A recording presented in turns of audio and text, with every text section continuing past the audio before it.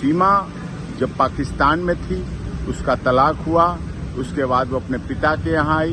पिता की मौत के बाद सचिन से दोस्ती हुई। सचिन से दोस्ती के बाद उसने इस पाकिस्तान में रहते हुए सनातन धर्म ग्रहण किया। फिर नेपाल आई, नेपाल में सनातन धर्म के अनुसार विवाह किया।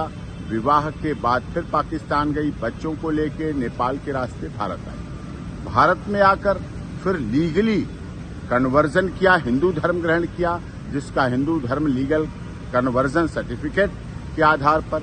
उसके बाद पूरे रीति रिवाज परंपरा के साथ सप्तपदी फेरों के साथ विवाह हुआ। दूसरे वर्ष में जब उसने प्रवेश किया, विवाह के बाद से गर्भधारण हुआ भारत में।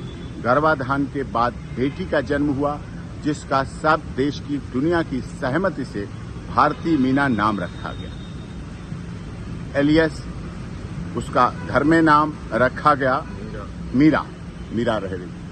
अब इसके बाद सारी प्रक्रिया एटीएस लगातार पहले से अब में और कर रही। एटीएस जांच एजेंसी सारी कर रही है।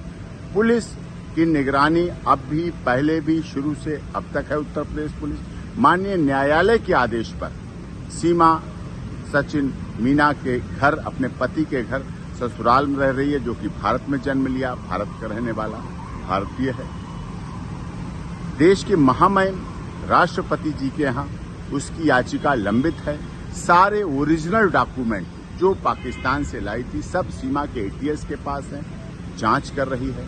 सीमा अपने ससुराल और अस्पताल के अलावा आज तक कहीं नहीं गई। पिछले दिनों जब से ये पहलगाम घटना हुई, उससे भी एक दिन पहले उसके तीसरी नंबर की बेटी को वायरल फीवर की वजह से डेंगू हुआ। डेंगू में प्लेटलेट्स बहुत डाउन हुए। अभी भी वो बेटी के लिए दोनों पति पत्नी परिवार के साथ हॉस्पिटल में है, इलाज चल रहा है लगातार।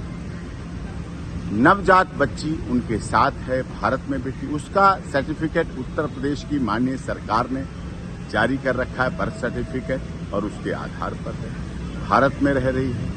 उससे इसने पहलगाम की घटना, जो दुखद घटना है, उससे इसका जोड़ना बिल्कुल गलत है। जो लोग आलोचनावश ऐसा जोड़ रहे हैं, उसकी स्थिति को देखें। भारत की अब बहू है, मीना समाज की सम्मान है और रघुपुरा में रह रही है। देश की सरकार का, माननीय उत्तर प्रदेश की योगी आदित्यनाथ जी की सरकार का, केंद्र सरकार का सदैव उसने पालन किया है।